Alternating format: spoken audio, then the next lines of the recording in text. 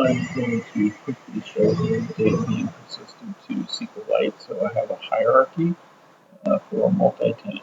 Starting at the lowest part here to look at, we have platform users. Next in the upper level, moving our way bottom to top, is tenants. That's being persisted. Next in the hierarchy, the interfaces, that's being persisted. And then at the very top level, different organizations being persisted. I'm going to launch this identity project, and it's going to hit a couple of different breakpoints for us to walk through. And here we get to the services that I've added into this project. So you can see we have a bunch of stuff related to what this is, which is identity. And so we see some username, password validators, authorization, persistent EF core, using a repository pattern, and then we are using hosted services to seed the databases, and that's where we're really going to look at. So I'm going to hit F5, and we'll come to the bottom, and now we're going to dive into these, and we're going to go get all of the required services that we need on start async of the service. We're going to fly down, get in the services. Now we get to where we see the admin user account. We're going to jump into this. This is where we see we have username, passwords. We're then going to encrypted email quota, various parts here, and then I'm going to come down to the bigger part of seeding the platform.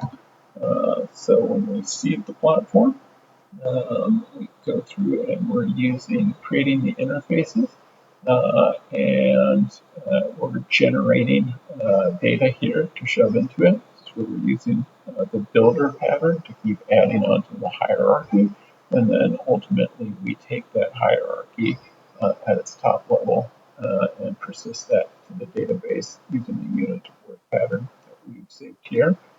Here's our seed organizations. This is where we're using a bogus library to generate data.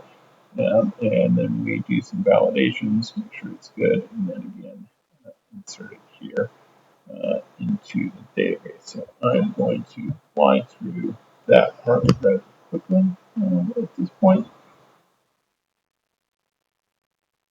in which we can see it opens up Swagger. First thing that we have here is username and password. We can try it out.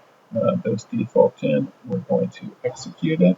We can see that actually brings back a token. We can take this token, we'll copy it out, and we will go to JDG and look at it.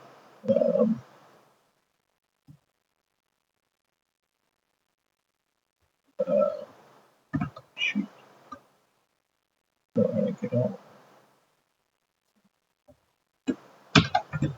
Hopefully we don't have this time. And there we go. You can see we put in our secret, which is back here. I can just grab that right there quickly.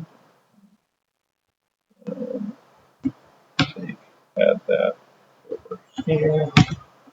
And it's the verified signature. What we can see in here is that we've created claims, in this case for the platform administrator, for the role of admin. So back, that was our signing in, authenticating as a user.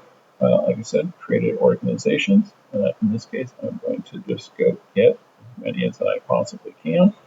We can see that generated data is coming back through JSON. Similarly, we can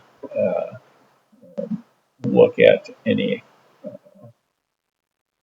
one of these as well. So if we just pull this one back here, try it out, then it will pull single piece of data. The next thing that we're going to do is we're going to go start up another service. in this case for the file manager. Launch that project quickly.